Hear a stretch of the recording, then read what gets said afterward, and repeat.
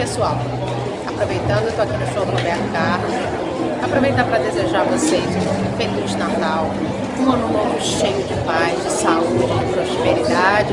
Desejo a vocês muitas rosas de bênçãos, muitas flores de emoções neste ano de 2017 que vai iniciar, e um Natal bem alegre e feliz para todos vocês. É o que eu desejo. Muito obrigada pelas inscrições no meu canal, tá bom? Espalha aí. Feliz Ano Novo, Feliz Natal, a paz e o amor de Deus. Beijo!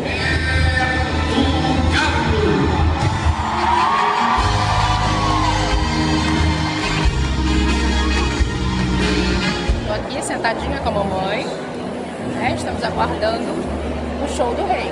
Enquanto a gente aguarda o show do rei, eu vou desejando para vocês um caminhão de felicidade, coisas boas, e fazendo um pedido especial para vocês. Na noite de Natal, além da gente se lembrar do aniversariante, que é Jesus, que é o mais importante do que as luzinhas da árvore piscando, que tal se a gente se lembrar de rezar um Pai Nosso, uma Ave Maria, pelas crianças de Alepo e por todos os refugiados que estão na Europa procurando um lugar para ficar? É uma boa, né? Então, pensa nisso.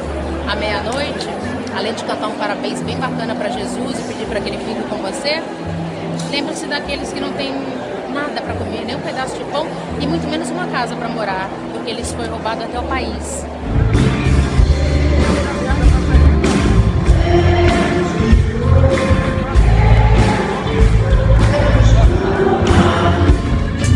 Nossa Senhora me levou, cuida do meu coração, da minha vida, do meu destino, do meu caminho.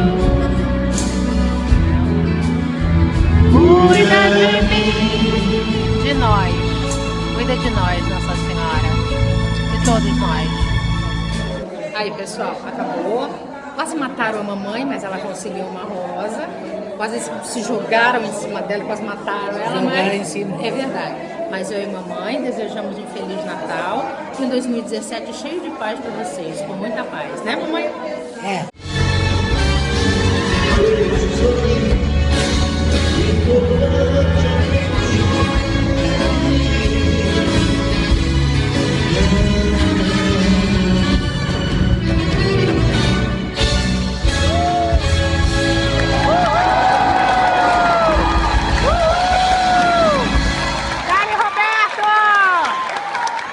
Manda um beijo pro pessoal.